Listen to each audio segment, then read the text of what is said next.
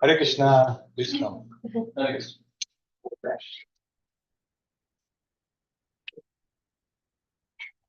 Krishna. Krishna.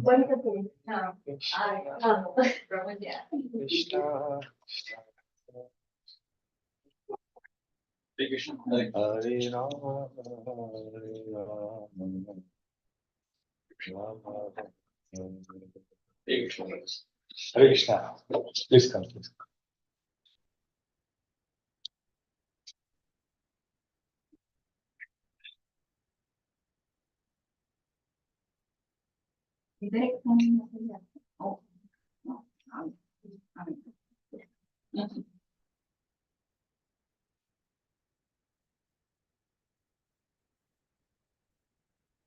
Hare Krishna. So let's get started.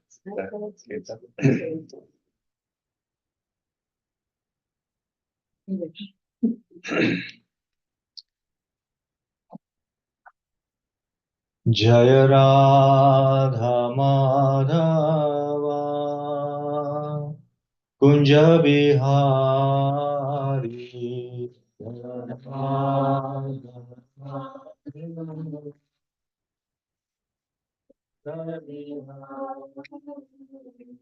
Jaya Radha Madhava Kunja Bihari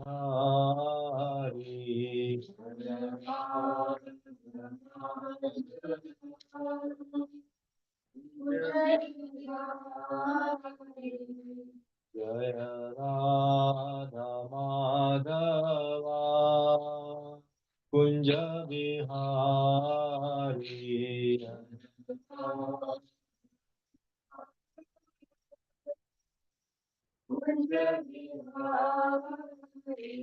Jaya Gopi Jana Vallabha Girivardhari Gopi Jana Vallabha Girivardhari Jaya Gopi Jana Vallabha Girivardhari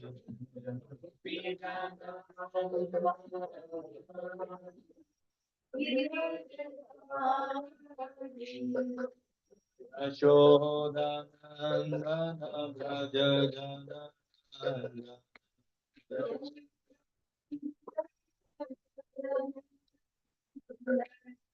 Yashodanandana Braja Jana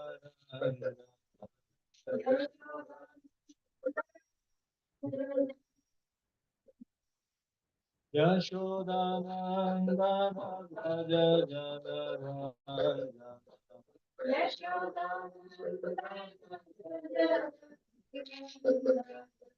Yashodanandana Braja Jana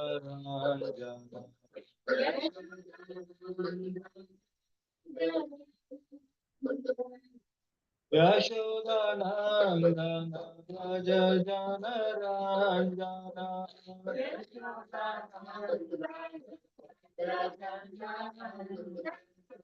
Yashodanandana Braja Jana Ranjana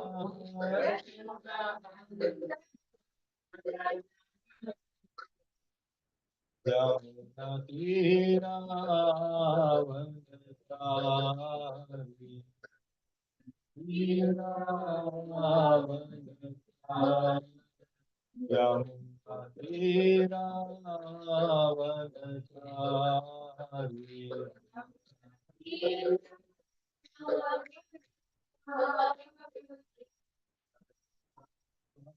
Madhava Kunja Bihari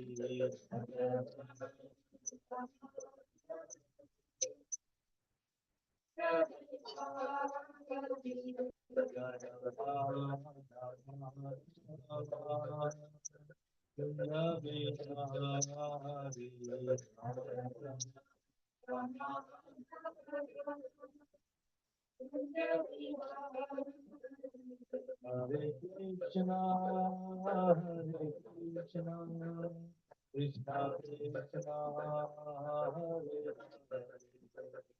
Hare Hare Rama Hare Rama Rama Hare Hare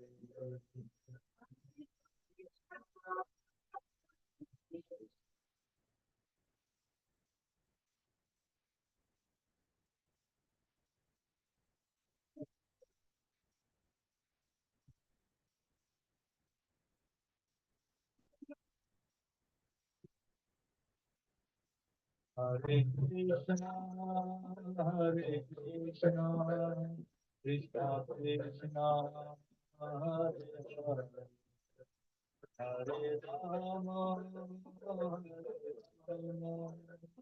Rama Rama, Hare Hare.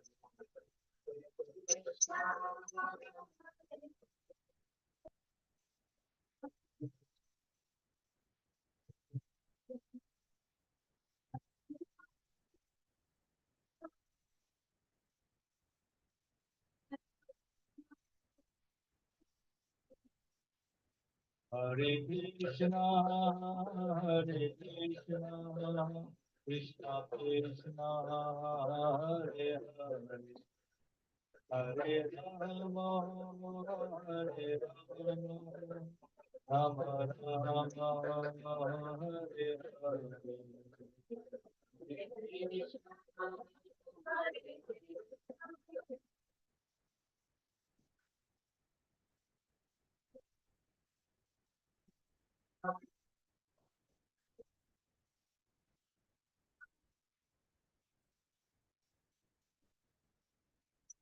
Hare Krishna, Hare Krishna, Krishna Krishna, Hare Hare,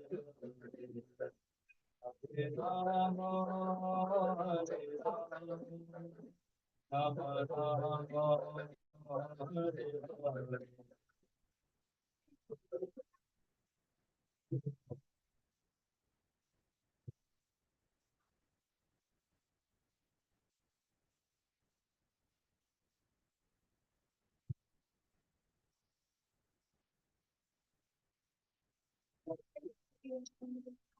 Hare Krishna, Hare Krishna, Krishna Krishna, Hare Hare, Hare Rama,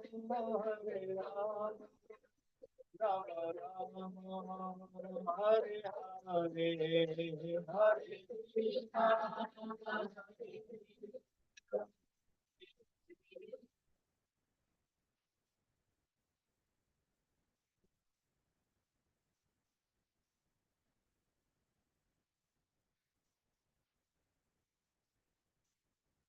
Hare Krishna, Hare Krishna, Krishna Krishna, Hare Hare, Hare Rama, Hare Rama, Rama Rama, Hare Hare.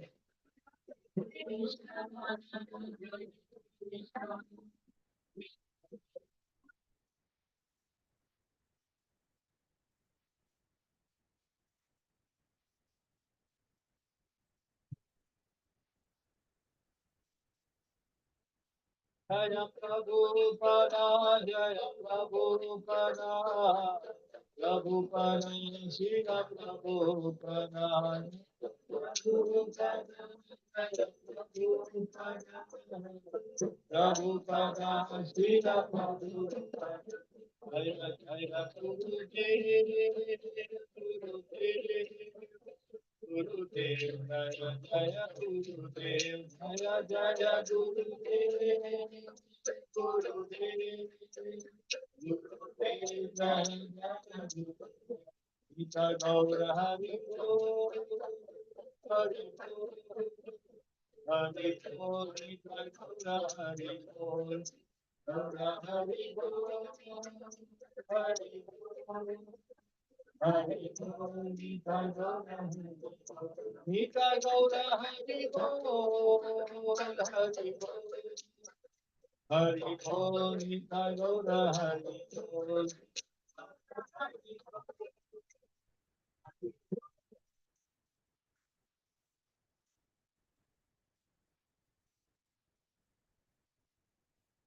जय श्रीताय जगन्नाथ सूत की जय, श्री लड्डू गोपाल की जय, गौर प्रेमानंदे हरि बोल। हरे कृष्णा हरे कृष्णा हरे Krishna. So thank you very much, dear devotees, for giving your valuable association. Very grateful to all of you.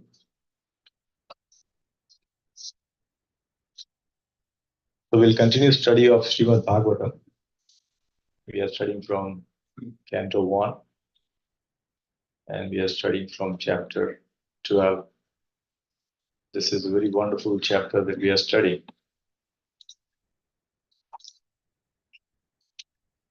So let's get started. Hare Krishna,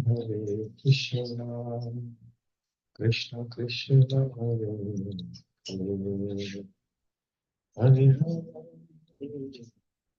So let's begin with Mangalacharya. ॐ अज्ञानतिमिरन्धस्य ज्ञानाञ्जनशलाकया चक्षुरुन्मीलितं येन तस्मै श्रीगुरुवे नमः। श्रीचैतन्यमनोभीष्टं स्थापितं येन भूतले स्वयं रूपः कदा मह्यं ददाति स्वपदान्तिकम्। वन्देऽहं श्रीगुरु श्रीयुतापदकमलं श्रीगुरुर्वैष्णवांश्च श्रीरूपं साग्रजाता सहगना रघुनाथान्वितं तं सजीवं साद्वैतं सावधूतं परिजनासहितं कृष्णचैतन्यदेवं श्रीराधा कृष्णपादान् सहगना ललिता श्रीविशाखान्वितांश्च नमो विष्णुपादाय कृष्णप्रेष्ठाय भूतले श्रीमते भक्तिवेदांत स्वामिन्निति नामिने नमस्ते सारस्वती देवे गौरवाणी प्रचारिणे निर्विशेषा शून्यवादी पाश्चात्य देशतारिणे जय श्री कृष्ण चैतन्य प्रभु नित्यानंद श्री अद्वैत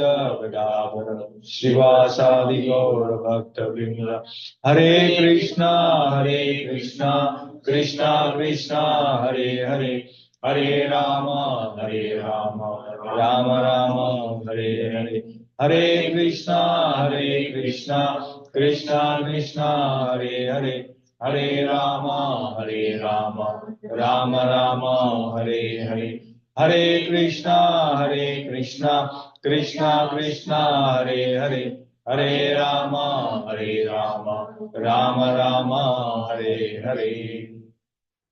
हरे कृष्णा हरे कृष्णा। ओम नमो भगवते वासुदेवाय। ओम नमो भगवते वासुदेवाय। ओम नमो भगवते वासुदेवाय। ओम नमो भगवते वासुदेवाय। ओम नमो भगवते वासुदेवाय। ओम नमो भगवते वासुदेवाय। हरे कृष्ण हरे Krishna. Please come.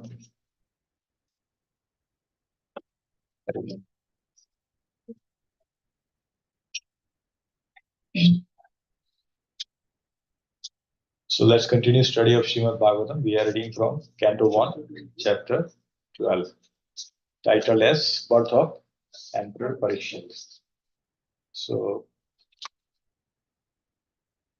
Prabhu, on request, could you zoom on? Prabhu couldn't come. yeah, he's She's sick. Okay. He's already there. Okay, thank you.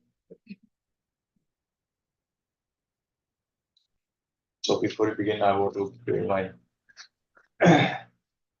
gratitude to those who I listen to and I take inspiration from.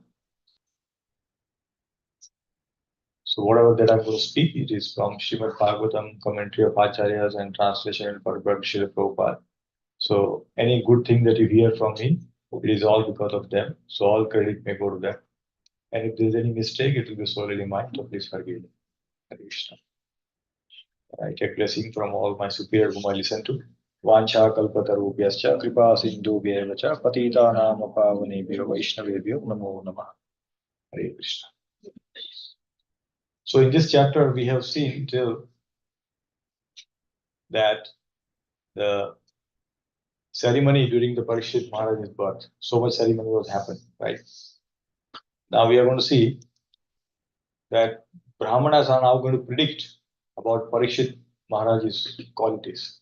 So last time we discussed that as soon as a child is born, based on the position of the stars and all that, immediately one can tell what is his future going to be, how long he will live, when that person will die, any disease that you're going to get, any major disease that they will get, major events, when they will meet their spouse, when they'll get married, when how many children they will have. Everything is predicted. So this is a science, and it's a very important for all of us to understand that it is truth. That many times people feel it's nothing there, and everybody, at least in India, everybody makes their what do you call it, Janma Patrika, make their, as soon as your birth chart, they make it, right? And based on that, we know what is going on and all that. And many times we go to astrologer when we have difficulties in life, also, please help us what to do, show us some remedy. And we follow that. But the Bhagavad Dharma and Bhagavad Gita also Krishna tells that Sarva Dharman Parityaja, Mam Ekam Sharanam Braja. Meaning what? That you don't do anything else, right? But you come to me, surrender to me, and then I'll take care. So that means going to astrologer and following whatever they tell, it is okay. We can do that. There is no problem. But the higher is to go to Krishna. And then Krishna will give us the right way. In fact, when we have suffering in our life, it is because of our past karma. That we need to understand. Anything, even if good is happening, it is also because of past karma. We have done something nice, that's why we all are having nice homes, nice family. We have access to this, Bhagavatam, Bhagavad Gita. It is available, but how many are able to read, isn't it? So because of past karma. And we also talked about Agyas Sukruti last time, like Bhakti Poshak Sukruti, it's called Bhakti Poshak. So because of that also we get access to Bhakti. And because of that we are reading it. So we should always be grateful for whatever that happens in our life. When something bad is happening, devotees tell that there is a, my karmas are being cut. Past karmas are being cut. So, Hare Krishna, please come. Past karmas are being cut. So,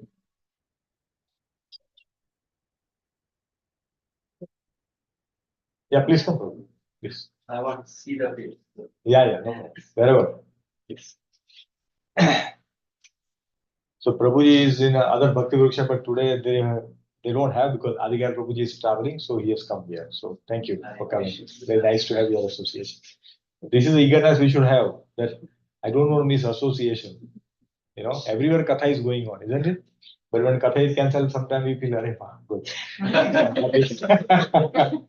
I can do something else. But imagine we are spending how much, 1 or 2 hours max in a week for this kind of association. If we are not going to other places, at least that is what we spend. And then it gets sometimes cancelled because somebody is traveling, like I was traveling, we don't have. So eventually, out of 52 weekends, we meet for like 45, 46 weeks. That means we are spending only less than 100 hours in this association, less than 100 hours. Just imagine, which is not even 4 days. Just imagine whole year, even if you come for 2 hours, you are spending only 4 days of association. Is it good enough for progress? It's very less, very little, nothing, in fact. We spend more time sleeping.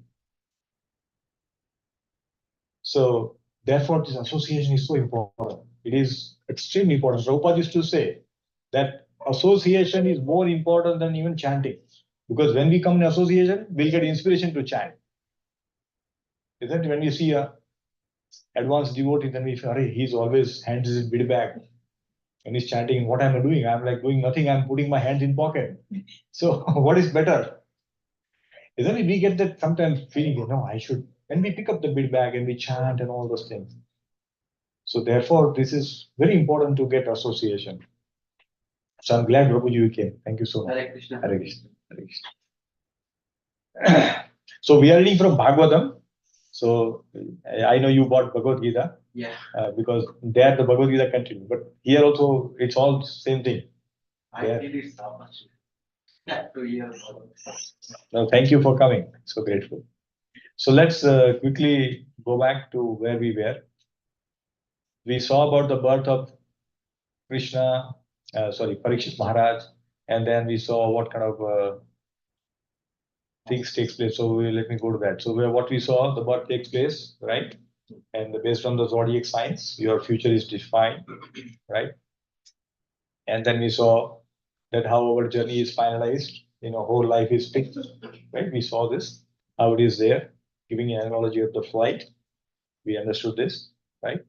And then we went to understand what types of karmas are there, that based on our karma, we get the future body, our future is defined. Future life also, right? So we should try to do all our karma so that there is no binding, right? Because in Bhagavad Gita also Krishna tells that whatever karma you do is going to bind you. Only akarma won't bind us. So we should try to do akarma. Karma is a good karma, still it binds. You go to heavenly planet, again you come back. So there is no benefit. You still have to come back here. So why to go after that? Then we talked about the birth rights that happened, right? And we talked about the 16 samskara which takes place. So all the 16 samskara takes place when we take birth, and most of them happens to be before marriage. After marriage and antyasti, there are only two which are left. So that means from birth till marriage, most of the samskaras are taken care of, right? And many of us follow this. So that's what we do. And then they talked about giving charity. Whenever some good happens, a lot of charity is given. Even today in India, a lot of charity is given. Even in US, those who are understand this philosophy, they go to temple and give charity when the child is born. So these things are done. So we studied till this time. So let's go to the next verse number 16 and 17. So here it's going to talk about Vishnu Rath, and we're going to study that. Right. So Vishnu Rath means somebody who's protected by Lord Vishnu. That is called Rath. Rath means to get protection. And because Lord Vishnu protected, he is also known as Vishnu Rath. That is the name of Parikshit Maharaj. So verse number 16.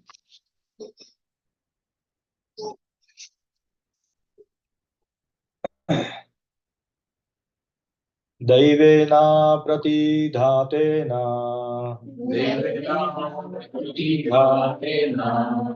शुक्ले संस्थापेयुषी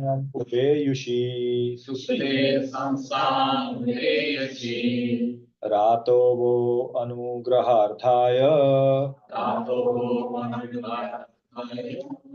विष्णुना प्रभविष्णुना. Okay, so yes, go ahead, read. The You Brahmanas. can read from there also, that's same thing. So you don't have to look here.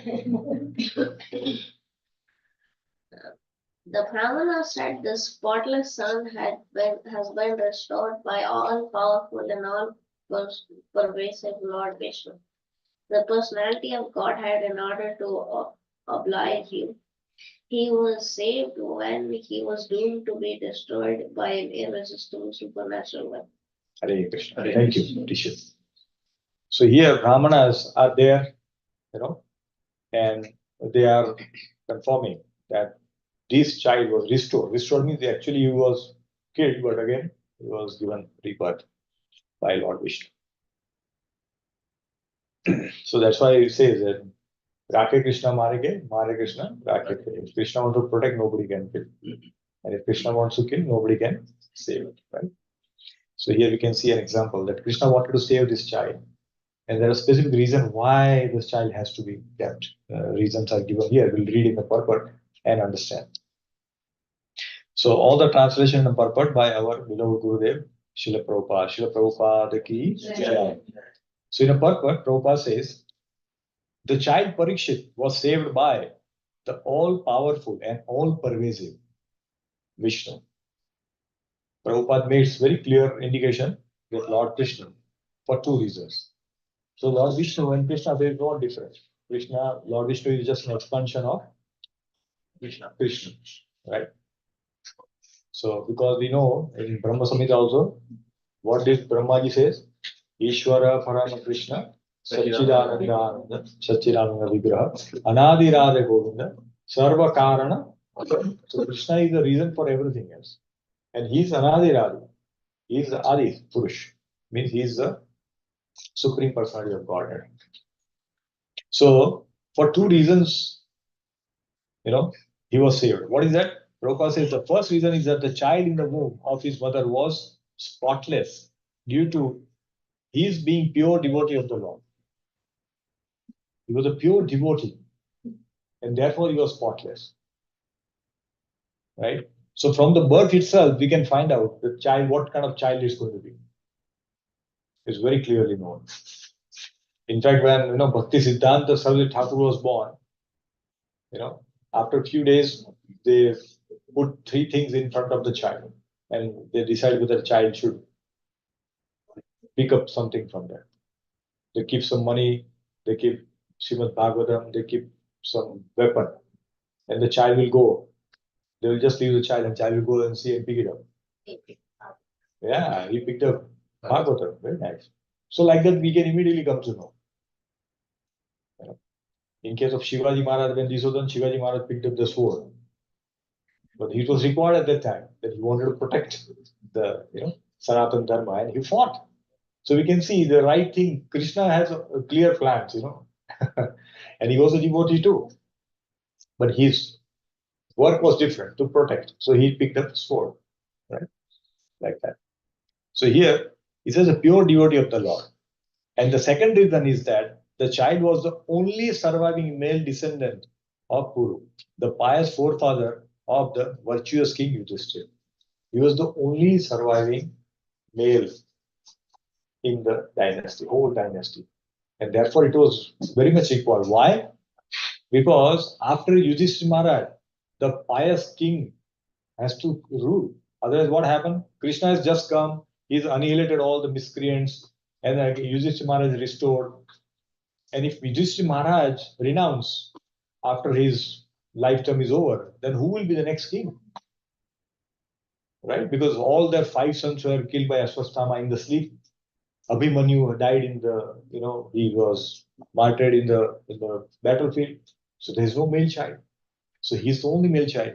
And therefore the protection is required. So that the legacy of the Ramarajya will continue.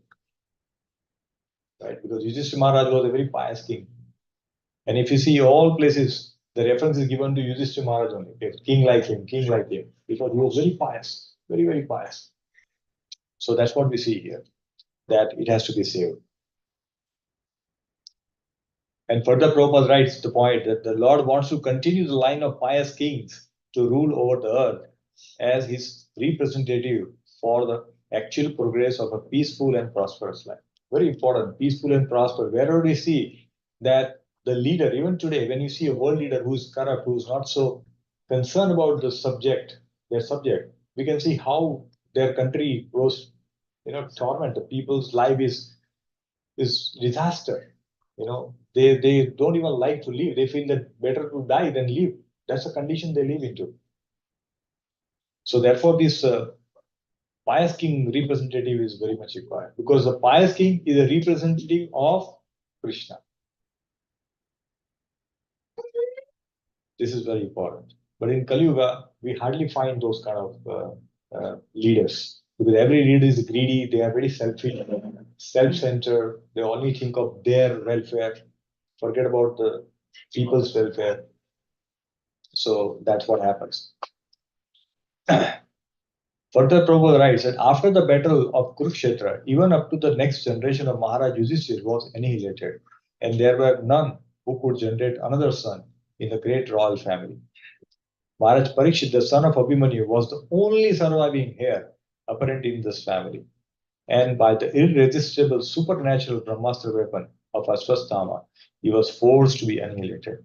So here Prabhupada, this is a supernatural Brahmastra. So Brahmastra is not a weapon of this world. It is not weapon of this world. Okay? Because in this we don't find such things. But it was there because see, look at Brahmastra, how powerful it is, but how accurate it is. Like when the Ashwasthama shot the Brahmastra, it was only going to hurt Parikshit in the womb. It will not even kill Uttara. Can you imagine? That's the precision it comes with. That's the precision. But today's, if you see, put something, it will destroy everything else. And maybe that person who try and target is saved. Because they use all the technology, GPS and all that they put, and then target is hit, but sometimes it misses, and then target is saved, and everything else gets destroyed around it. But Brahmastra is not like that. It is very precise, very precision.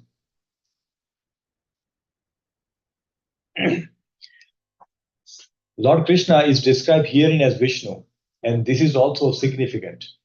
Lord Krishna, the original personality of Godhead, does the work of protection and annihilation in his capacity of Vishnu. So we know Brahma, Vishnu, Mahesh, right? The Brahma is a creation, Vishnu is who's going to maintain, and the Lord Shiva will do destructions, right? So, but Krishna comes and gives a representative. Like, we have the president or prime minister of a country who's the head of the country, but then he has a different ministers to carry out the certain functions. So same thing is done here,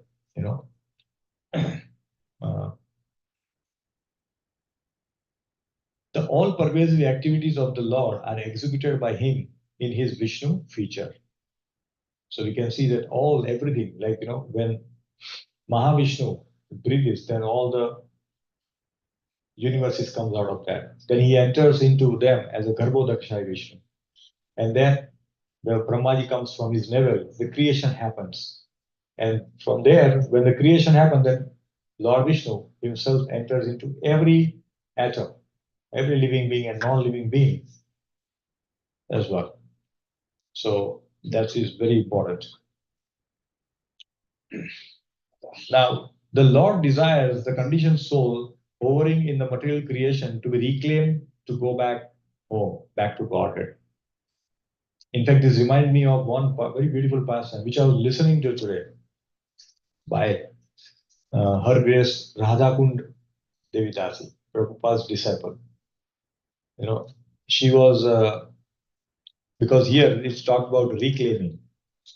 Hare Krishna. Please come, Hare Krishna. Now you can come here, Mother. Yeah, please. So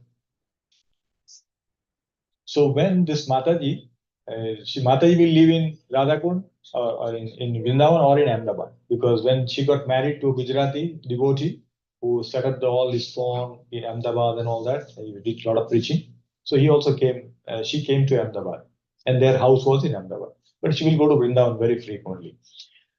So because she was connected with Srila Prabhupada, they would do a lot of book distribution, right?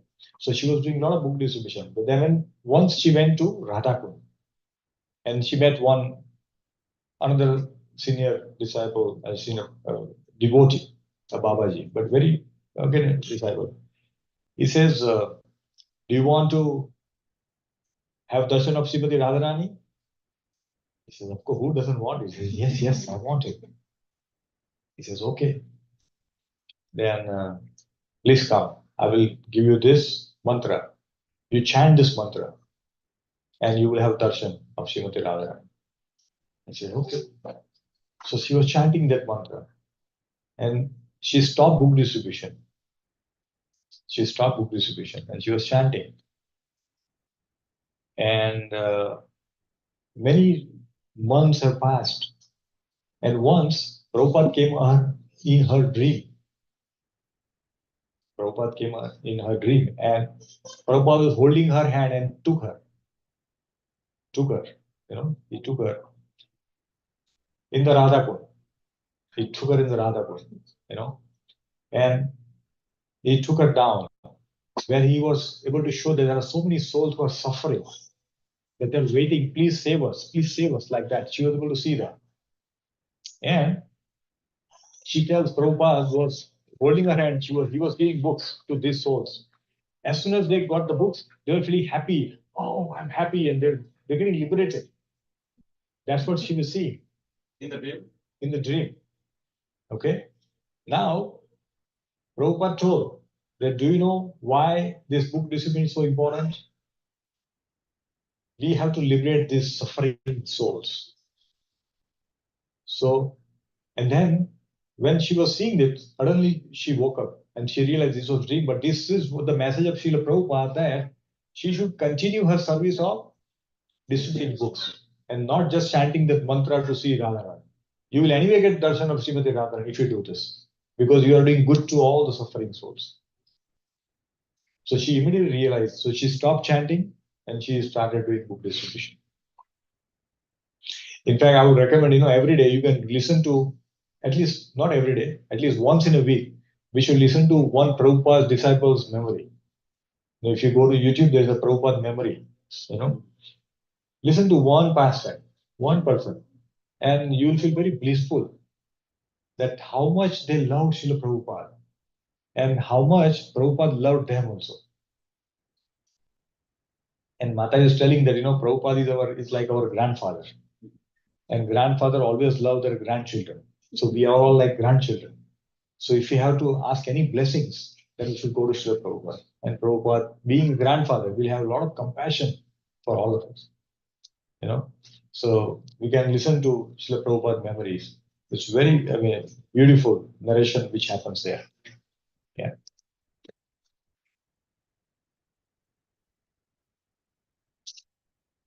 Yeah. So this is how, Parikshit Maharaj was saved. That is what the Brahmanas are confirmed here.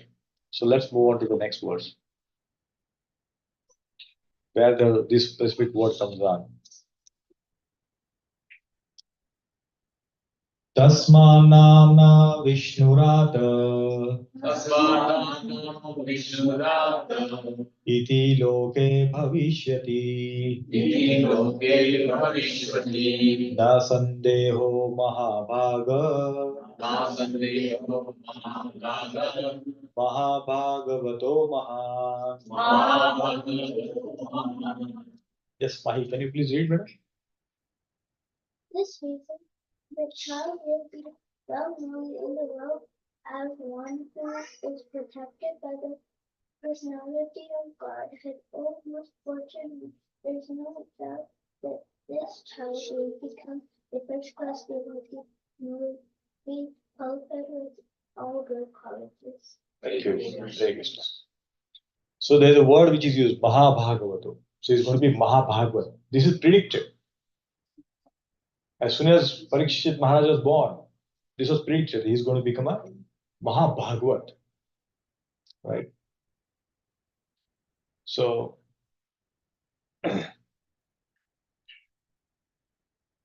very important for all of us to know what is Mahabhagavat. So we know there are three categories, right? What are the three categories? Kanishta Uttam. Yes, very nice. So Uttam is Mahabhagavat. Now many times people think that Mahabhagavat means he should wear saffron, dhoti, kurta, tilak, nothing. But see here, Yudhishthira Maharaj, Parikshit Maharaj, he's wearing what? He's wearing armor, royal dress of king, right? But he's Mahabhagavat. So Ayendra Prabhu used to say that whatever you wear, be pure. Be pure and do your work. Means if you have to go to office, still be pure. You have to wear tie, suit, no problem with that. There's nothing. Like for example, when Bhakti Siddhanta Sarvi Thakur used to meet the Britishers, he will go in a suit, coat and tie and all that. He was a sannyasi, but he still will go like that. Because that's what will connect with them. See, the point is connect with the people. It's not about your outer look. It's about your intention. Intention is more important than your dress up. Of course, when we go to temple and there is a nice occasion and when we can dress nicely in Vaishnava attire, yes, we should wear that. But if you go to office, no problem. You can wear normal coat, pant. There's no problem with that. Okay. So let's understand Mahabhagavat from Srimad Bhagavatam. Okay. So let's see what is the definition of Mahabhagavat. So it comes in 11th canto. Okay. So we'll read this and then we'll understand the three levels of devotee, because for all of us as a sadhak, we should know where our goal should be. Right. So Sri Havir Uvacha Sarvabhuteshu ya Pashyet Bhagavad Bhavam Atmanah Bhutani Bhagavatyatmane Esha Bhagavatottama. Yes, Mataji, will you read? Mataji, can you read? Yes. Translation. Yeah, translation. The most advanced devotee sees within everything the soul of all souls, the Supreme Personality of Godhead, Sri Krishna. Consequently, he sees everything in relation to the Supreme Lord and understands that everything that exists eternally situated within the Lord. Hare Krishna. So this reminds of Bhagavad Gita shlok. Anybody knows what shlok is this? Yomam Pashyati Sarvatra Sarvacha Mahi Pashyati. So whoever sees me and everything in me is never lost. Krishna says in Bhagavad Gita. So let's understand this Mahabhagavat quality from one story. Okay? Because it is very easy. So how many of you have heard Jaidev Goswami? Harish. Have you heard of Jaidev Goswami? Okay. Anybody knows what is Gita Govinda? Okay. Dashavatar Stotra. Written by Jaidev Goswami. So he is a very great devotee of Lord Jagannath. Very wonderful devotee. He came in 11th century. So about 1000 years ago, he was born.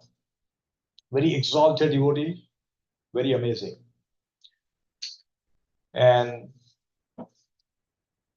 when he will do this Gita Govind and preaching in other places whenever he goes, and whatever dakshina he gets, he will live his life. So when he was coming from one place where he had just done some preaching, just done some bhajan, and he was returning home. So when he was returning home, he was given some dakshina. At the time, the gold coins were given. So he was given some gold coins. So he was carrying with him. So when he was coming, the dacoits met him. You know, about 4 dacoits were there. And they said, okay, let's see what he has got and let's steal. And they said, okay, give us whatever you have. Whatever you have. He said, okay, he innocently, whatever he had, he did not want. He gave all the gold coins to those dacoits. And they took it. And they started moving. He said, okay, he has nothing. So there's nothing to rob now. He's useless. Then one dacoit thought, no, he may complain to king. And he has seen all of us. So he may identify. King will send his soldiers. And then if he identify, then we'll be in jail. So let's not leave him like this. Let's kill him. See, this is how the mind of the dacoits or impious people work. They are not satisfied with the stealing and robbing a person. They want to go one step further. Hare Krishna, Krishna. They want to kill him. Then one person, no, we should not kill him. It's not good. Let us only cut his hands and legs and let him die on its own. So, okay, that's the idea. So they cut his hands and legs. Both the hands and both the legs were cut. And he was thrown in a dry well. to die. He was thrown in a dry well to die. And he was there. He had no hatred towards those dacoits. He was just thinking that maybe because of my some past karma, this has happened. In fact, he was such an exalted devotee that Lord will help him in whatever that he wanted. You know, this picture that you see where he is seeing some scripture in front of him is basically the Gita going where the Lord came and wrote some shlokas in that. You can see the footsteps, you see those footsteps. The Lord came and wrote those. That's how Lord was loving him. But this happened. So he was singing Gita Govind in the well also. Just singing, remembering Krishna, Krishna, Krishna, and all that. And the king happened to pass from there. So king said, there's some sound coming. Please find out where is this coming from. And he sent his soldiers, go and find out in the forest. In the forest, who is this person? Somebody singing like this? He sent his soldiers. Soldier goes in different directions and find out. Oh, then they tell king somebody is in the dry well. They said, please bring him up. They bring them up and they see a saintly person. And he says, oh, how made you this condition? He says, you know, I fell down. He will not tell anybody, right? This is we are understanding the position of Mahabhagavat, how good they are, qualities. So please listen to these qualities. He said, no, I just fell down. And then king says, okay, I will take you my home in my kingdom, and then I will, my Vaidya will treat you. He said, okay, he take him. And in few months, he was recovered. He was recovered. So he says, how can I serve you? He says, you serve all the Vaishnavas, all the saintly person, you please serve them. So he take that as an instruction. The king takes this as an instruction. And whoever comes in the kingdom, whoever, all the saintly person, he will give profuse donations. And he will give them sumptuous food and everything. And Jaydev Goswami told that, please make me sit at your door so that whenever I come, I can at least take their concern. He had no hand and legs, so he would just sit at one place. So king said, no problem. So every now and then some saintly people will come and king will give them profuse, whatever they want, he will give. Now these dacoits came to know about this, that this king is giving so much, wealth to the saintly people. So let's disguise as saintly people and go there. And once in life we'll take it. And then whole life we don't have to do any robbery. That thought they disguise themselves as Vaishnava. They put the tilak, kanchimala, all those things. See, we may put this kanchi, tilak and all that, but what is our true nature will come out someday. In a provoking situation, the real avatar will come out. Real avatar will come out. So it takes a lot of time to be what we look like. It takes a lot of time to be what we look like. We may look like very gentleman, but it takes years to become that. So now these thieves, dacoits, they thought, let's go. So they dressed themselves very nicely as saintly people. And they came. And king's soldiers welcome him, please come. And as soon as they enter, Jaydev Goswami is sitting there. Jaydev Goswami looked at them. And he just pay obeisances. Now these people thought, and he acted as if he has not recognized them. Jaydev Goswami he acted as if he has not recognized them. So these dacoits thought that he's here.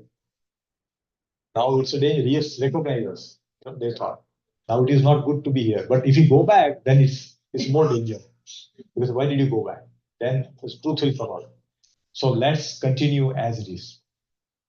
So king comes and Jaydev Goswami tells king that these are very special guests, special saints. So please take care of them. Now Jaydev Goswami had not spoken like this for any other saint king before. So king thought, oh, this must be very special. He started taking wonderful care of them. He gave them wonderful prasad, food, and everything was given. And then this will feel that something is not right, They say, maybe, before killing the goat, they give you the food, right? So maybe this is something like that. See, they all have this kind of mentality, right? Because they're dacoits, so they have that kind of thought. So maybe this is going to be our end. They thought, no, he's not recognized, don't worry. Other dacoits said. And they continue. And then king said, you tell us what you need, and I will give you whatever you need. So they thought this is the opportunity to get whatever you want. He says, we do a lot of seva, we run ashram, so we need some, money. If you can give us some, so we can take care of that. He said, of course, why not? And since Jaydev Goswami had said, please take special care of them, he told his soldiers, take him to our treasury and let them take as much as they can or they want. So all the 4 dacoits went and they saw like gold jewels and pearls and jewelry and everything was there. And they thought, and they put big chadar and they started putting so much gold and all that and started making a big, So the soldiers are saying, we have never seen saintly people behave like this. Because they will take little bit of so much, like they are putting in a big cloth and they're trying to chadar and they're trying to tie that, making big guttery kind of thing. And they thought, what is this? They had doubt, but said, okay, maybe they are special people, so maybe they are doing it. And since king told to take special care, now this become very heavy. So soldiers were carrying on their head. So they couldn't get, soldiers were carrying on their head. Okay, please come. And now soldiers were talking to them, saying that you are so special. We have never seen this special guest like you. Because king gave a very specific instruction to us. So what is the relation with that Goswami is sitting there? Because he told that you are a special guest. Now these are dacoits. See how their mind works, and very dangerous. And they are also very, sharp, shrewd to fool others. So they said that when we were working at one other king's place, this person, look at this allegation they are making, that this person had done something wrong. They're trying to cheat the king. And king had given order to kill him. But we only, but he was saved. Only his hands and legs were cut. Now, please remember that when a saintly person, like suppose if we do something wrong with a saintly person, and saintly person immediately chastises or reprimand us, gives us some punishment, then we should be very happy. Because when a saintly person has done something, then there is no problem. Lord will not intervene in that because the person is already taken care of. But if saintly person is silent, then we should be very much afraid that now something big is going to happen. In fact, there is one story which I was listening in one lecture. He says that in Kolkata, there's a river Ganga and you have to cross a boat from one side to another. So the boat was full, there was no space, there was one saintly person sitting and his servant was there. And then 4 policemen got into the boat. And policemen had that rifle in India, they have a knife on the top, you have seen that? Yes. Long rifle and then there is a knife on the top. So that's how they were carrying. And there was no place. This guy was sitting, this servant, and they were kicking with him boots that, hey, move around. They kicked him with the boot. Move. And this guy just said, there is no space actually. Where would he go? And he wanted to protect his Guru Maharaj because sitting in front, he doesn't want these people to come and pile on him. So he was protecting him. This person gave him one slap. He said, don't you listen to us? Move around. Like that he did. And like that, through the journey, they kicked him and slapped him 3-4 times. And this saintly person did nothing. He was just sitting. Now, when the boat came into the bank, the boat won't go till the bank because the low water and there is a sand and all that. So this policeman who was slapping him, he got down. But because what happened, the sand is soft. So what happened? So he jumped, and without realizing, his leg went inside. He lost balance, and this sharp knife on the top of the gun pierced his neck. So this guru immediately slapped his disciple. That why didn't you chastise him? Why didn't you shout at him? At least this would have been saved. So point is that, dear devotees, that when a saintly person remains silent, it's a sign of great danger for us. We should beg forgiveness. Somehow we have to take care of that situation. Same thing happened in this case. Jaydev Goswami did not say anything. He did not even recognize him. He in fact wanted to give more things to them so that they can be taken care of. This is what is happening. Now, as this dacoit told that he has done something wrong, he was to be killed, he was to be punished, but only his hand and legs were cut. Lord could not tolerate this. And in this situation, Lord will not even listen to his devotee. He will take direct action. As soon as they said this, the earth broke open. All these 4 dacoits went inside and closed. And this king soldier was aghast, what happened? And immediately they went to the king and narrated the whole thing. This is what happened. And king was also surprised. So king and soldier, everybody went to the Jaydev Goswami and said, this is what had happened. So please tell us the truth. And Jaydev Goswami started narrating that this is what had happened. That, actually they were dacoits and they did this and all that. And he was saying, he was praying to Lord that please, why did you do this to him?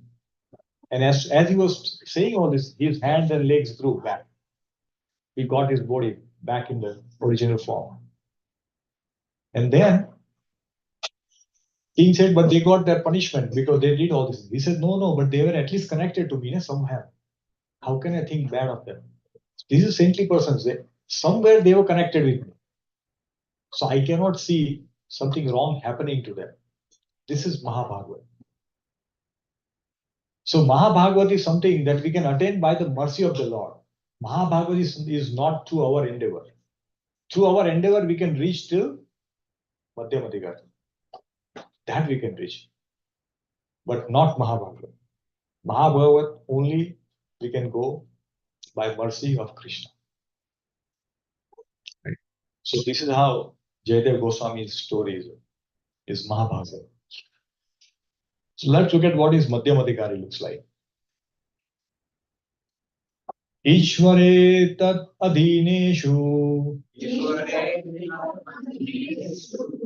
balisheshu dvishastu cha prema maitri krupopeksha ya karoti samadhyamaha.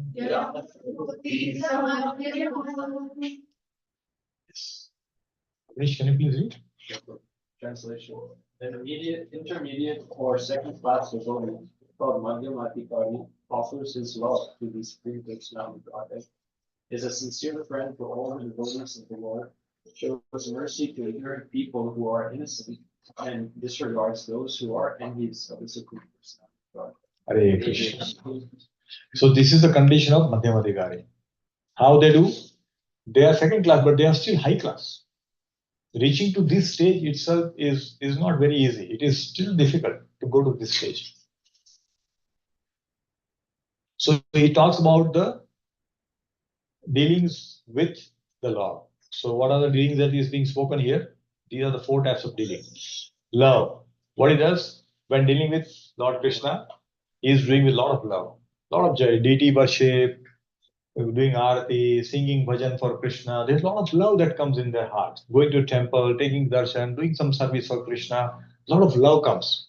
They don't feel tired with all those things. A lot of love comes in, right? Then meeting with the devotee, he's very friend of devotees, friendly, very friendly. You want to share his things, you want to listen to their things like that. So it's friendly. Then he shows compassion towards those who are neophyte devotees, a new devotee. Somebody comes in temple, very new.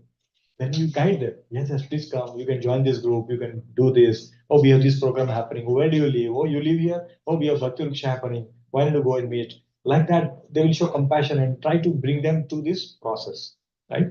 And those who are envious or jealous and all that, they will just ignore them. They will not do anything. They will just, so these are the dealings with those devotees. This is how the Madhyam Adhikari behaves. Uttam Adhikari will not ignore even the envious people, like Srila Prabhupada. He did not ignore all these people here in America. How were they? You know, they were completely unaware of what Krishna is, who Krishna is. They have not even heard that name. Like this Radha Kund Mataji, which I was listening today. And she was, she was very young. She was college-going girl. She was wearing a skirt, and a short skirt. So, and her mother used to tell her that, I think you are wearing very less. Can you dress up more?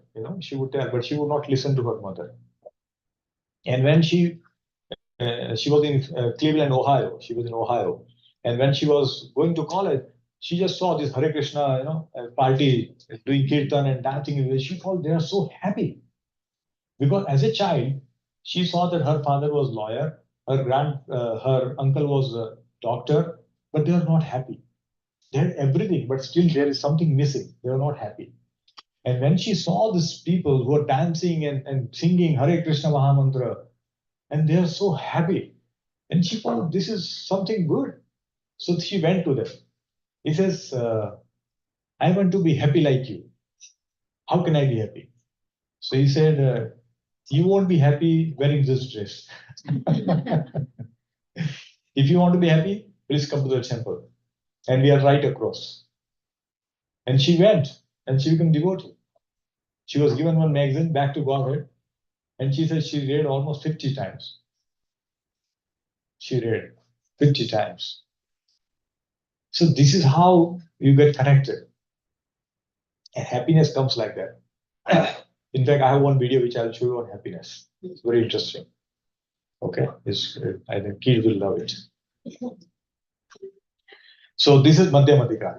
So we should try to be to that level. See, Madhyam Adhikari is not thinking about his good welfare, like wearing opulent dresses, eating sumptuous prasadam, nothing of simple prasad they will take. Like when Radheshyam Prabhuji came here in Atlanta 2 years ago, 2 years ago, he was staying with Adigar Prabhuji. And Adigar Prabhuji was mentioning that his food was cooked by his own servant. He has his servant who came and he will cook. Very simple prasad. Very simple. No mirch masala, nothing. Very simple. When you eat, we feel like, what is this? It's like only boil a little bit salt and that's it. Nothing more there. We will eat very simple.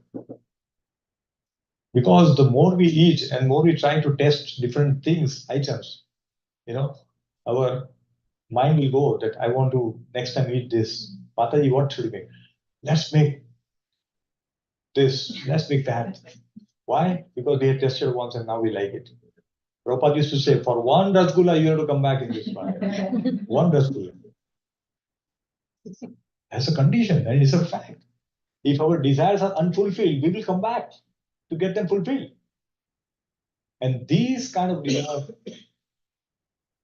grow in our heart when we try to enjoy things of this world, material world. Because anyway, we are not going to get any happiness in this world. Material world is dukkhala ma shashvatam. It is not going to give you any happiness. We are searching in a wrong location for happiness. We are here to purify ourselves and go back to God. That is the whole purpose of human life. Otherwise, there is no difference between us and animals, right? So this is how the Madhyamata deals. So as a devotee, we should try to become at least Madhyamadakari. Madhyamadakari, we should try to graduate to that level. We should slowly progress to become Madhyamadakari. Very important. Because Uttamadakari is given by mercy.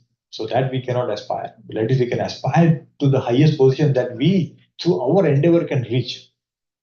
Right? So we all, sadhak, should try to take up this process very sincerely, chanting very nicely, doing our sadhana very, very sincerely without missing a single day. In spiritual life, there is no holiday. In work life, we have holiday because we get really tired and frustrated that I need a break. In spiritual life, it's so blissful that you don't need a break, isn't it? When festival comes, it's joyous. Like, we have Kirtan Mela happening 2 hour day after in the temple. And devotee will go be part of that whole Kirtan Mela. It's so nice. Last Tuesday, we had Ram Navami celebration in the temple. So wonderful. Every Sunday, we have Sunday feast. Then we have Narsingh Chaturdashi, which will come soon. We have Rath Yatra coming up. Festival, isn't it? So much celebration happening. So where is the boring? There is no boring thing which is going to happen. In work, we have conference call. Oh, you are muted. You speak on mute. Can you see my screen? All these things are happening, but it's all frustrating. You don't feel happiness at all.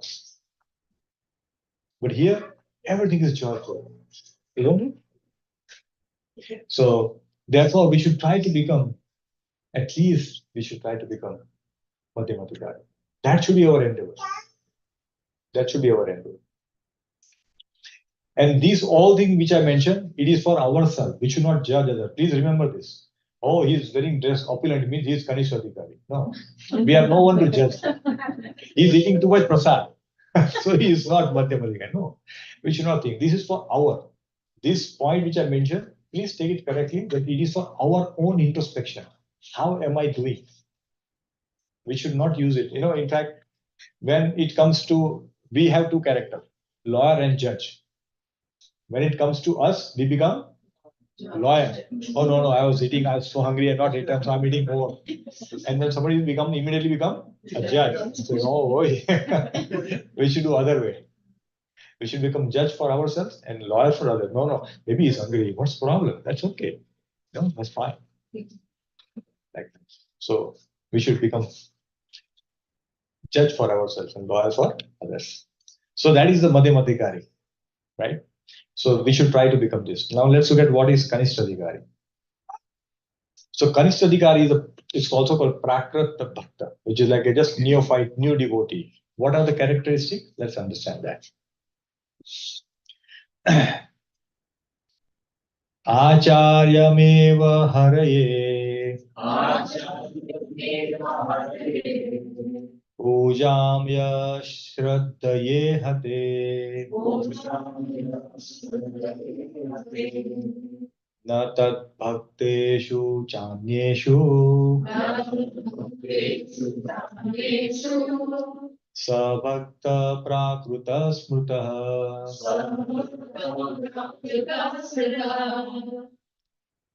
Yes, Vilas, can you read? Sure. A devotee who faithfully engages in the worship of the deity in the temple but does not behave properly toward other devotees or people in general is called a Prakrita Bhakta, a materialistic devotee, and is considered to be the lowest position. Hare Krishna. So here, a devotee is little materialistic, goes to the temple, give respect only to deities. Okay, deity. But other devotees, he is not considering them anyway. For him, only Krishna in him, nothing else. Not even guru, not even devotee. Right? So that is initial stage of bhakti. But we need to come out of this and elevate ourselves gradually by taking shelter of Bhagavad Gita, Bhagavatam, listening to devotees, advanced devotees, listening to Srila Prabhupada lecture. See, I was doing some calculation today, and if you listen to Srila Prabhupada lecture every day, Prabhupada lectures are 30 minutes, at most 40 minutes or something, but most of the lectures are 30 or less. If you listen to that lecture every day, it will be only 7 days of listening in whole year. 7 days. That's it. If you listen only half an hour. So out of 365 days, can we devote 7 days to Srila Prabhupada? Out of 365, we are only devoting 7 days to Srila Prabhupada, listening his lecture every day. One lecture, which is 30 minutes approximately. So you can imagine how much less we can be able to now introspect and find out how much less we are doing. We spend 7 days on a cruise vacation. But here's, let's give 7 days of our whole year to Srila Prabhupada and see our life will change. Our life will transform. If you listen to Srila Prabhupada, the Mataji I was listening to today, I will send you the lecture. You can listen to that. This is her interview. And she's mentioning that Prabhupada's voice is a transcendental sound. It is not the sound of this world. And when we hear this transcendental voice, a purification happens. Therefore, it is recommended that we listen to the lecture of Srila Prabhupada, listen to his voice. We can listen to other acharyas, no problem. We must listen to our guru also. But listening to Srila Prabhupada is very important. Every day we can spend only 30 minutes. Just 30 minutes. 30 minutes goes like this. If you take the mobile in hand, 30 minutes is finished, isn't it? It doesn't come down before that. So if you make a schedule that I will do this from this time to this time, then it will be very nice. If you think we are busy doing something, then listen while we are doing some work, where you can also pay attention to lecture. It's not that you are doing some work where you need to focus so much that you cannot even hear what's happening here. So try to do that. Give 7 days of your year to Srila Prabhupada, beginning today. Listen to one lecture every day, 30 minutes. And it's so beautiful. Yeah. So here, Prabhupada is giving this analogy of Uttama Adhikari, which is Mahabhagavat, Madhyama Adhikari, and Kanishta Adhikari. Kanishta Adhikari is still trying to enjoy in this material world, trying to enjoy that I want to have this, I want to have that, have those desires which are still not fulfilled. And they're trying to search for happiness all the time. Madhyama Adhikari already knows that there is no happiness in this world, right? So that comes to those 2 things that we talked about, I think, in our class. So let's talk about this quiz. So there are 2 things, Vairagya and Tyag. Everybody heard this word, right? Okay, so what's the difference in Vairagya and what is a Tyag? Is Vairagya and what is Tyag? Both look similar, but there's a thin line between them. Tyag is sacrificing. Okay. Vairagya is like disconnecting from the material world. Okay, very nice. The tyag is like sacrificing what you like. What we like, that is sacrifices tyag. Okay. And vairagya is just leaving everything for the sake of some higher empowerment. Very nice. Very good. Yes, very good. Thank you. So yes. So Tyag means what? We see something enjoyable and give it up. As Mataji said that I like this, but sacrifice. Prabhuji also mentioned sacrifice, right? Many times in India, there are temples where devotee goes, right? People go and then say, okay, I'm giving up this item for whole of life, isn't it? And in respect to that, we want something. Some people go and tie some bell, some coin, all those things are there, right? But sometimes they give up this. My mother-in-law, she went to one temple and she likes banana so much, and because of that, she went, and there was a thing that, okay, we should give up something. So she went and she gave up bananas. I won't eat for whole my life. When she came back home, people said, "Arey, you like that so much. Why did you give it up? You should have given up something that you don't like." But that is not correct. We should give up something that we like so much. That is Tyag, right? But Vairagya means you don't even see those things enjoyable. Like, no, I don't need it. I have some higher purpose. So we consider them as a tuchya. It's useless.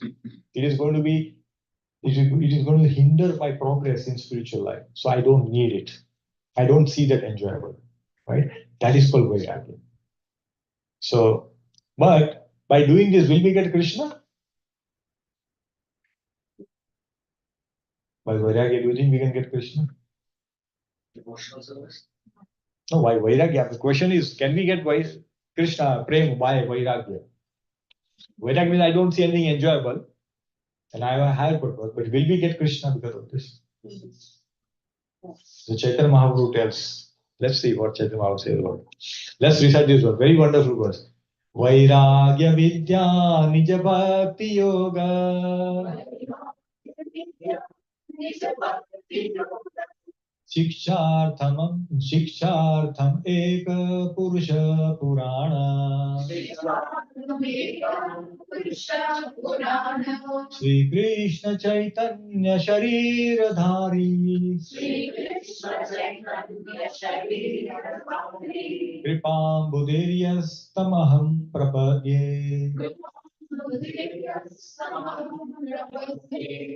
So he says that let me take shelter of Sri Chaitanya Mahaprabhu, who is not different from Lord Sri Krishna. Because Sri Krishna Chaitanya Sharidhari. He is Bhagavan Krishna only, but he has taken a body of Chaitanya Mahaprabhu. So let me take shelter of him. And what he says that even by taking Vairagya Vidya and all that, we will not get that. Even if you do Vairagya by knowledge.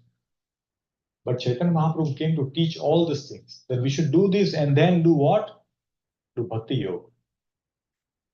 Then we'll get Krishna. These things are required, but only this will not help. There are a lot of Vairagis, you see this? But they will not get Krishna. Because they are not doing Bhakti Yoga. They are only Vairagi. They are renounced. Oh, you don't need anything. They are living in Himalaya. You know, we see so many videos are there on YouTube where they have nothing. When we were doing Yatra, in Chardham Yatra, you know, we have seen it's such a winter cold. We were wearing like double jacket, coat, you know, cap, everything, gloves, so that we don't get, you know, hyperthermia and cold. And we saw one Baba who's walking barefoot in Himalaya, wearing only one dhoti and one chadar on shoulder. That's it. Vairagya, complete. So that is a Vairagya. But Mahaprabhu is saying even they don't get Krishna Prem because you have to practice Krishna Prem, then Bhakti Yoga, then you get it, not before that. So that's what it is, right? So we should surrender to Chaitanya Mahaprabhu. You know, we can see how beautiful Chaitanya Mahaprabhu is. His arms are so long and he's teaching us that how to love Krishna. He came to teach us how to love Krishna. Like, you know, when a child is born, child doesn't know how to write A, B, C, D. Mother will hold her hand and say, okay, let's write together. Chaitanya Mahaprabhu came to do that. Because after Sri Krishna went back to his abode, not everybody knew what to do. Even though Krishna told Bhagavad Gita and said what to do, nobody knew what to do. So Mahaprabhu said, I have to go personally to teach them now. They are not listening, they are not understanding.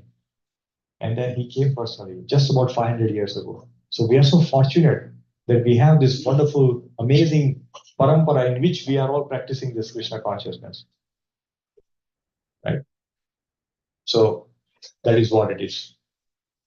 So now let's go to, yeah. So here one more point is given about Mahabhagavat. See here, there is one more point is given. Let's read the translation. We'll skip the words for now. So let's, Mataji can read. Mataji, can you read?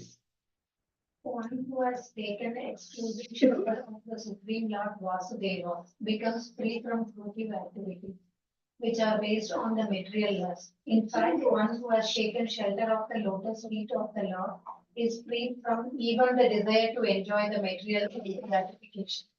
Plans for enjoying life, social prestige, and money cannot develop within his mind. Thus, he is considered Bhagavatottama, a pure devotee of the Lord on the highest platform. So we can see these definitions are making complete sense, right? We can understand that Now, this is a barometer for all of us to introspect where we are, right? It is not to judge anyone. We should say, where am I? And based on that, it doesn't matter where we are, but it matters what we are doing. It doesn't matter where we are, but what we are going to do now, that matters more, right? Because we see so many devotees are there who come in Krishna consciousness very late, but they go like bullet train and then progress like, oh, they got initiation, double initiation. It's like amazing. And you see, I'm still here, 20 years, done nothing. That's what it matters. That where we are, it doesn't matter. What we do now is matters. So that's what we should do, because that's in our hand. Where we are, it is all past. It's finished. We cannot change it, but we can learn from that and do what is required now. Right? So that is how we should try to become a Madhyamadikari. That should be our target, our goal in this lifetime. As far as we are connected with Krishna consciousness, our goal should be to become to the level of Madhyamadikari. Very important. See, if we don't have a spiritual aspiration, then we'll have material aspirations. If you don't have spiritual aspiration means what? We are going to spend more time doing spiritual activities. If we don't have that, then we will have material aspiration and we'll be spending more time doing that. More time doing that. Right? We are always looking for bigger house, more money in the bank, everything money-minded, all those things. But we know that those things don't give any happiness. But still we go after that. It will only bind us more and more deeper into this world. And eventually, nobody can free us except Krishna. If we only take to Krishna consciousness, then only Krishna can free us. Otherwise, nobody can free us from this world. Okay, so let's go back to study. So now,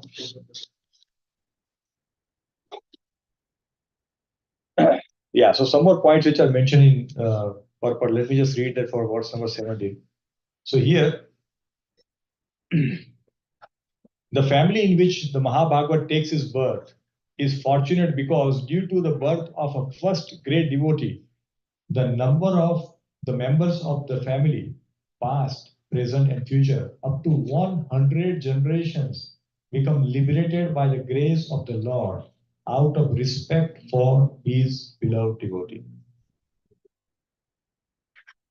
I'll repeat this word because this is so important for all of us. See, the family in which a Mahabhagavat takes his birth is fortunate because due to the birth of a first great devotee, the members of the family, past, present, and future, up to 100 generations, become liberated by the grace of the Lord out of respect for his beloved devotee. Can you imagine 100 generations? What is the best thing that we can give to someone? Is to liberate from the cycle of birth and death. Isn't it? That's the best thing that we can give to anyone. And that can be given by becoming a great devotee. Nothing else. Giving iPad and iPhones and iWatch and whatnot, we are not going to liberate them. But by ourselves, if we endeavor and become a great devotee, we help our children become a great devotee, then liberation is confirmed. Not just for us, not just for our children, but 100 generations. 100 generations. So this is an opportunity for us to liberate our generations. If we are not from a devotee family, let us try to become a great devotee in this lifetime. We say we love our parents so much, we love our family so much. Then let's show our love by becoming great devotee so we can liberate them. That's the best gift that we can give it to them. Nothing else will do. Isn't it? We should try to liberate the whole generations. It's so wonderful. So, therefore, the highest benefit is done to one's family simply by becoming an unalloyed devotee of the Lord. Isn't it? This is the conclusion. The best gift that we can give it to a family is not a great home, not a great clothes, not a bank balance, Not these things are required for survival, understood. Let us give in a moderation what is required, but nothing beyond that. And engage them in the service of Krishna. Become a great devotee. Because a great devotee can liberate 100 generations. 100 generation means what? 1,000 years. Thousands of years. It's so amazing. So, yeah, we should all take a vow to become a great devotee by hearing, listening to. That's why Prabhupada's purports are transcendental. If we read them, then it really purifies our heart and it attracts our mind towards the lotus feet of Krishna. That's why we should read and study the purport of Srila Prabhupada. That's why we are spending so much time in studying one verse and all that. Otherwise, we can just study, quickly. But then it will not go in within us. Otherwise, we have to absorb this, take this inside, and try to implement that in our life. Okay, let's understand the next verse. So here now, Yudhishthira is now doing an inquiry. Okay, he is inquiring to all the Brahmanas because they can predict what is going to happen. So he is now asking. So let's see what is the question. Sri Rajo Uvacha Apyesha Vanchayan Rajarshin Punyashlokan Mahatmanah Anuvartita Svit Yashya Yasasya Sadhuvadena Sattama. Yes, Prabhu, can you please read? Yes. The good king, Yudhishthira, inquired, "O great soul, will he become as saintly a king, as pious in his very name, and as famous and glorified in his achievements as others who appeared in this great royal family?" Hare Krishna. So what is the inquiry? We also want to know this. Hey, my child is born. Can you tell me how he's going to, what study he will do? Will he get a good wife? Will he make good money? Our normal inquiries are like this. Here the inquiries are very different. You see? Our questions define our intentions. What question we ask, then we say, okay, this is what we want to do, right? So here Maharaj Yudhishthira is asking very wonderful questions. And we'll see what response are coming in. So here, though all these things are told, all the great things are told, that he is a Mahabhagavad. Mahabhagavad is taken care of.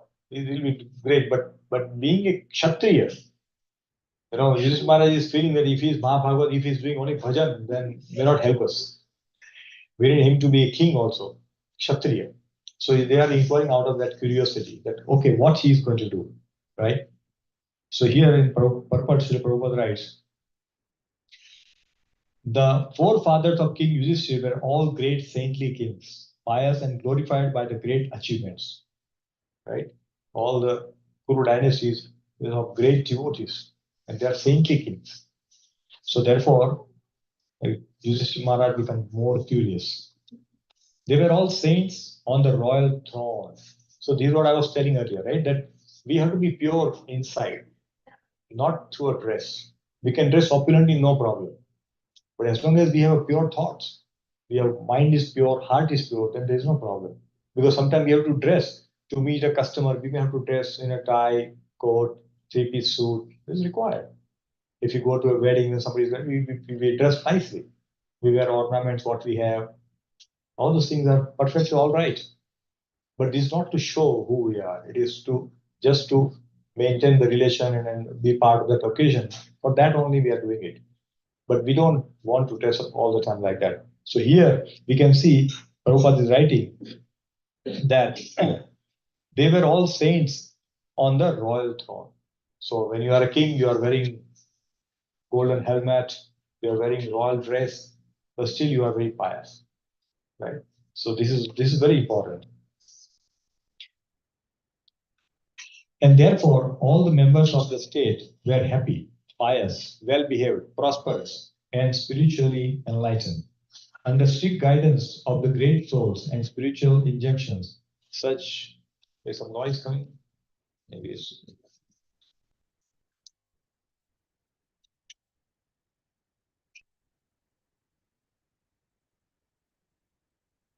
Hare Krishna. Hare Krishna. Here, under strict guidance of the great souls and spiritual injunctions, such great saintly kings were trained up. And as a result, the kingdom was full of saintly persons and was a happy land of spiritual life. So here, very one important point is mentioned. These kings means who is going to take the throne were trained up. It is not that just because he has taken birth, he'll become king. No. They were trained that how to take care of the subjects, how to elevate their spiritual consciousness. All these were trained to this prince, and then they become king. In today's, it is not like that. Oh, I am from this family, I'm entitled to become prime minister. And this, oh, I'm entitled to become CEO of this company because my father runs it. But you have no capability. No. But I'm born in this family, so I will become that.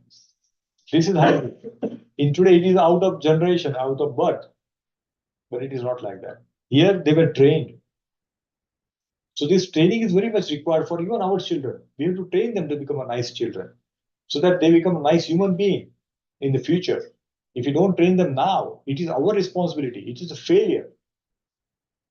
It is a failure on our side as a parent that we couldn't train our children to become a good human being. Today, many people, they give birth to children, but then they don't even look after them very nicely. They don't give them nice training. Let them learn from internet and from people outside, and we see what kind of degraded generation is coming up. So as a devotee, it's our responsibility to give training to our children. We have to read with them, sit together and read with them. Okay, let's read this. Understand that, this Bhagavad Gita, Bhagavatam might be difficult for some young children to understand. We have so much wonderful stories which are there in Bhagavatam. We can read those very nice book which has got beautiful pictures that children will get attracted and read them. It is our responsibility. We have to take time out to train our children. Because eventually what happens when the children are not misbehaving and all that, what they say? Did your parent not teach you anything? So blame comes on us as a parent. That we did not give good quality life to our children. And they will suffer. And sometimes they will also say, "Arey, you should have told me this thing, when I was a child. I would have probably sat together." See, children will always have this wavering mind, no doubt, because that's their age. But it is our responsibility as a parent to sit together whenever it is convenient time and at that time, not when we are available. When they are available, we should become available. What we do? Okay, I'm available now, please come. No, that won't work. They have their own mood, they have their own timing. We have to go at that time. Okay, I'm available. Dad, can we meet? No, I'm doing something. No, give up. Go there. That becomes priority. Then children will know that, oh, my dad is having concern for me. My mother is having concern for me. She's spending time with me when I need it. If you do other way, then they will not have that intimacy. So that is what is happening. Prabhupada makes very wonderful point, and through that we can learn so much. See? Maharaj Yudhishthir was himself a replica of his ancestors, and he desired that the next king after him become exactly like his great forefathers. See, he's not thinking about he should become like me. You see? He's saying he should become like my forefather. So this is how the great people think, a wonderful devotee think that, no, not like me. You should become like my guru, become like my great grand guru, like that. He was happy to learn from the learned Brahmana by the astrological calculation the child would be born as a first great devotee of the Lord. And more confidentially, he wanted to know whether the child was going to follow in the footsteps of his great forefathers. See?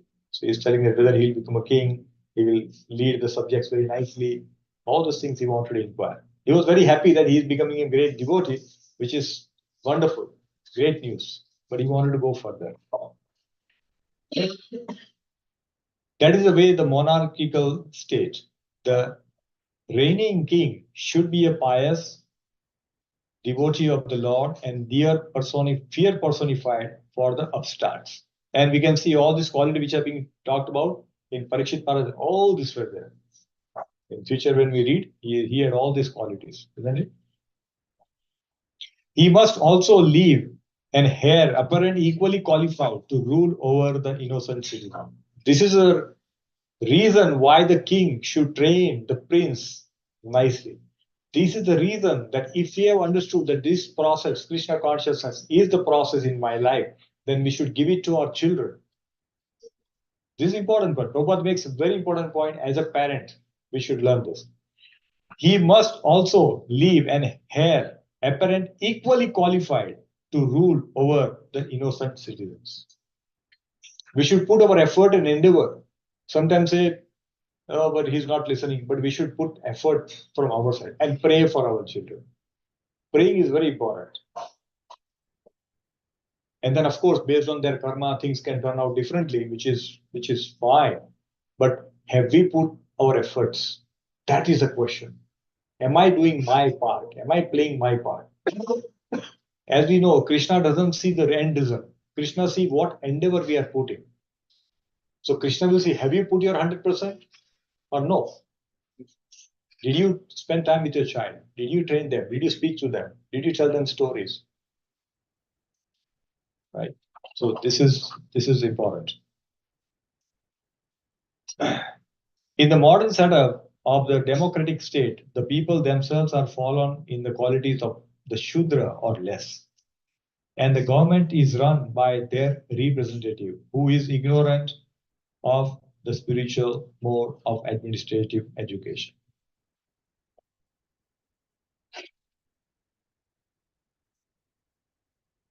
Thus, the whole atmosphere is surcharged with Shudra qualities manifested by the lust and avarice.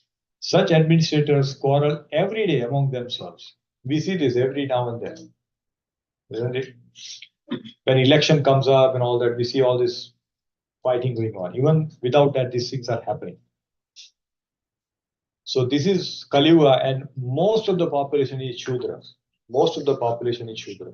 And we have to select somebody from that only as a leader. And if that person has to be degraded Shudra, then we can imagine what going to be condition of the people under them. First of all, people don't understand how the ruling happens, where the money comes, where it goes. Nobody knows how the rules are being set up. Nobody knows.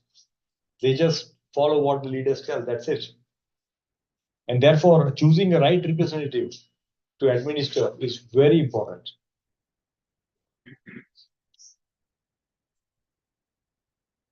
The cabinet of ministers changes often due to party and group selfishness. Everyone wants to exploit the state resources till he dies. No one retires from political life unless forced to do so. This is a fact. Nobody wants to give up the position. And we talked about it, Mahabhagavad is not attached to any position. Even Madhyamadikari is not attached to any position. Yeah, I'm fine, whatever it is. In whichever condition Krishna keeps me, I will stay. If you become greedy towards something, then it's very dangerous. And this birth which is there, we are born in a particular family because we have some karma to exchange with each other in this family. We are born because of that. We have done some karma to my child has done something to me, I have to repay, she has to repay, he has to repay. Because of that, we are here. And that reminds me of one story, why we are born in a particular family. So there was one very saintly person, and he will go from village to spread this message of the Lord. And he had one desire that when this Kumbh Mela, India, Kumbh Mela, everybody knows Kumbh Mela? Yeah. In India, the Kumbh Mela, the gathering of great, saints happen and millions of people come there. Millions of devotees come there. And it was in Prayag. So he said, I want to go in Prayag, in Kumbh Mela, and do a big bhandara for all the saints. So he had desire because every time he will go and visit somebody, he will be given a gold coin. So he will keep it. And he said, I will. When he had few, then he had this desire that I want to do this. The point is that we should not have desires like that. Any desire will bind us. But in this case, he had a desire, which is a noble desire, pious desire. So what he did that he had nothing, he had no home, so he had no bank or where he can keep this gold coin. So what to do? So he got an idea that he got one bamboo stick, which is hollow from inside, right? Bamboo sticks hollow. So he started putting those gold coins into that, and he put a cap on top of that, so nobody can see. And it looks like a one single danda. So he was doing that, and there are so many gold coins because he keeps visiting. So he happened to go to one family in a village, and and when he went to the village, he asked, "Is there a devotee, someone, or is a nice family who can give me a shelter for a day?" And somebody said, "Yeah, go to this person, and he will give." So because family was nice, they said, "Yes, please come." And they took care of him nicely. They fed him nice prasad and all that.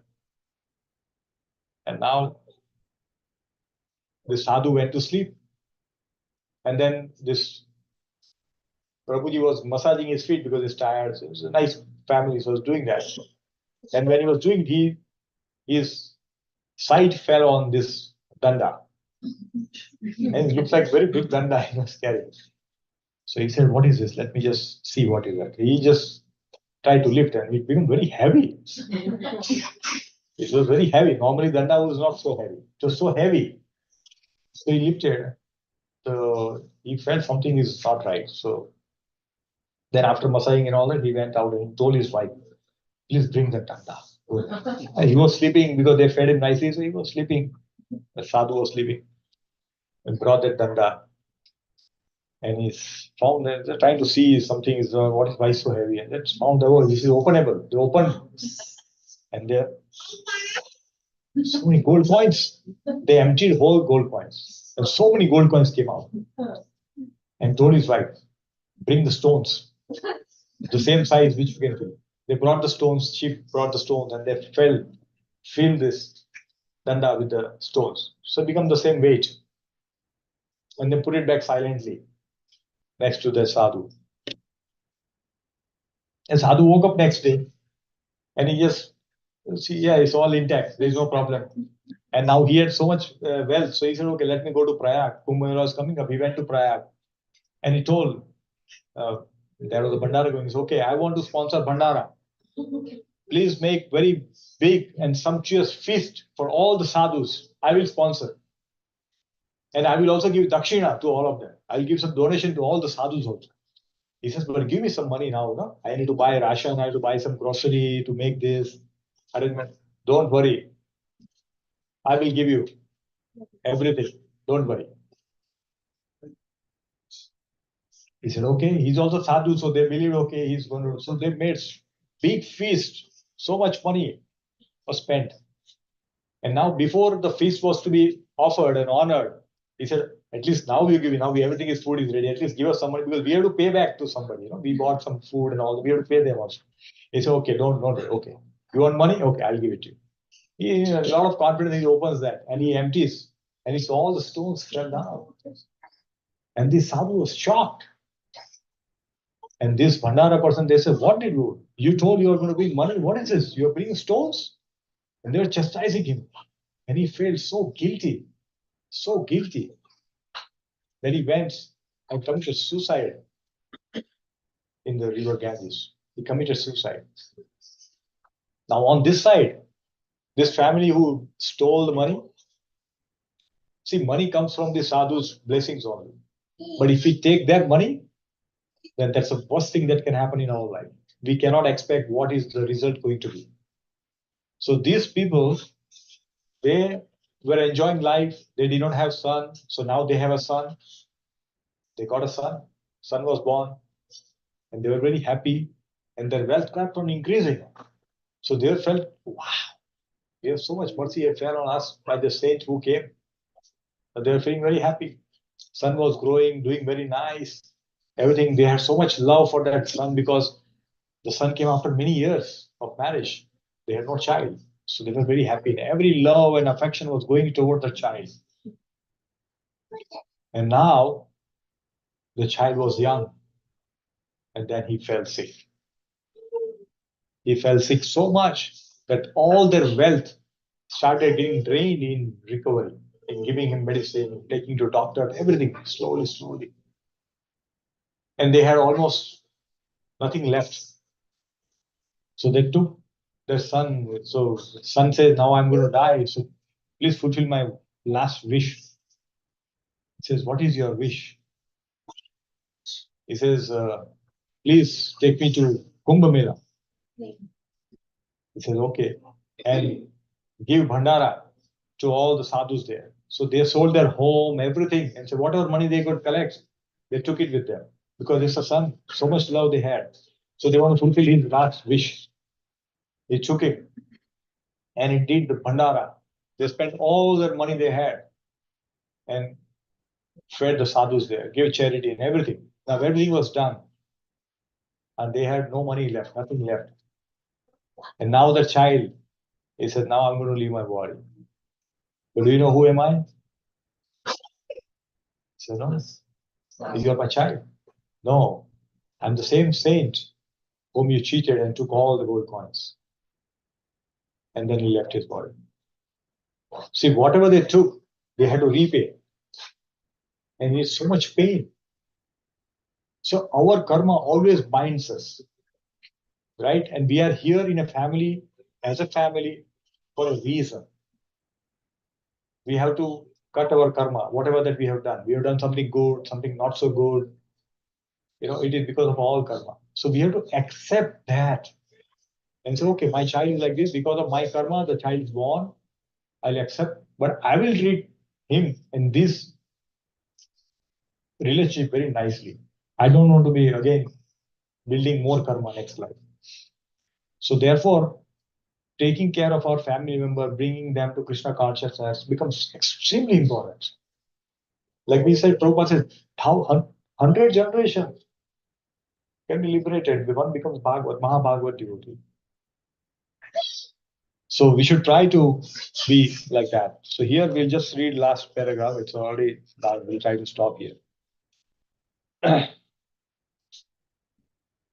Prabhupada says, how can such low-grade man do good to the people? Because people who are corrupt and all that, who take the position of leadership, they will not do anything good for them. The result is corruption, intrigue, and hypocrisy. They should learn from the Srimad Bhagavatam how ideal the administrators must be before they can be given charge of the different posts. So this is very important. That if you are becoming a leader, then it is our duty. It is our duty to take care of the people who are under us because they are looking up to us. Because what says Krishna says Bhagavad Gita, yet achati chesa tat tat eve tarodana. Means what happens, whatever great personality does, the common man follows. So if a leader is corrupt, everybody else become corrupt. Right? So that's what it is. So we'll stop here. But next week, we'll read this wonderful qualities of Maharaj Parikshit. Amazing qualities are there. Because now Yudhishthira Maharaj has asked question. So now we'll see what all qualities and next will be all stories. Because they talk about each king. Okay, he'll be like this, he'll be like that. And then he'll be connected to some story. So very nice pastime will come.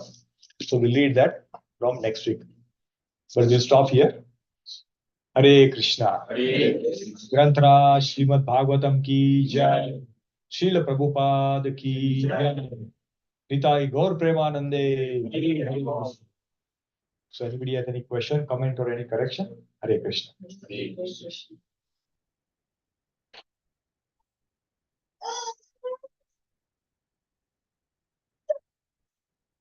So we'll stop here. So we'll do some Narsinga prayer. Who's going to sing Narsing prayer? Nobody? Somebody has to read.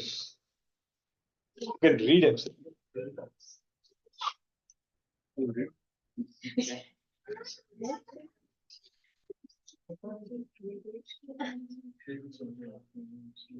Okay, so Mataji and child will together will do it. Mahi, you can do it. The Mataji can open it. You can read from there. No problem. Rishit, can you please pass it on to her? Thank you, Brad. And you can also join her. Please go there. You both can recite together. Do you have the Narasimha prayer? No, I'll give it to you. Let me give it to you. Or we have the hard copy, right?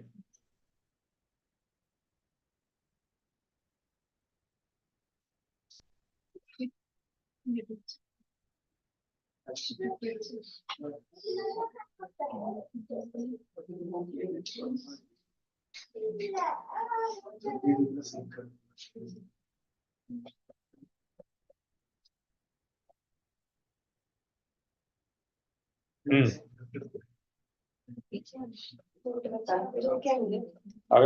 you will give it to him. This. You have?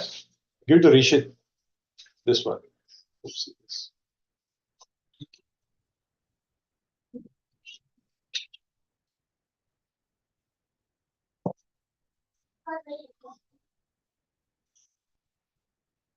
Yeah, you can start singing. Namaste, Namaste,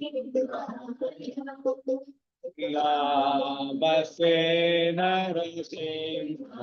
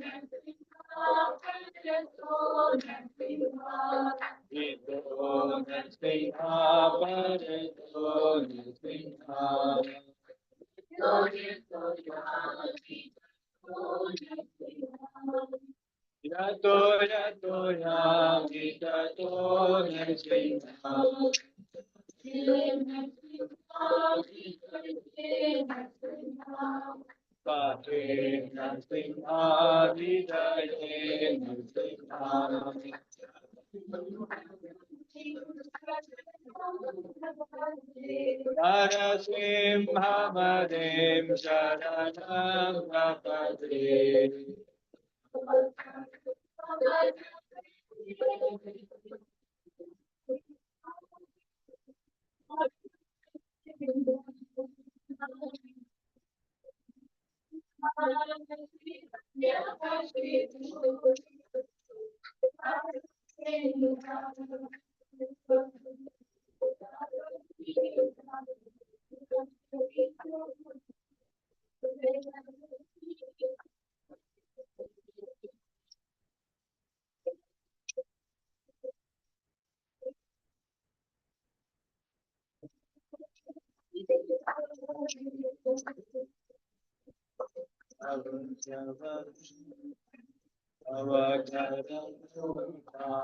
Jaya Jagadisha Hare,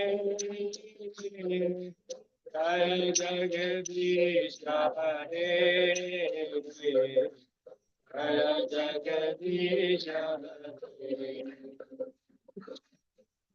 Singadev Jayo, Narasimhadev Jayo, Narasimhadev Jayo, Narasimhadev Jayo, Prahlad Jayo, Prahlad Jayo, Prahlad Jayo, Prahlad Jaya Jaya Prabhupada, Prabhupada. Prabhupada Jaya Jaya Prabhupada Jaya Jaya Guru Jaya Jaya Guru Jai Gaur Hari Hari Hari Jai Gaur Hari विघ्न विनाश नरसिंह भगवान की जय भक्त शिरोमणि श्री प्रहलाद महाराज की जय जगत गुरु शिल प्रभुपाद की जय निताई गौर प्रेमानंदे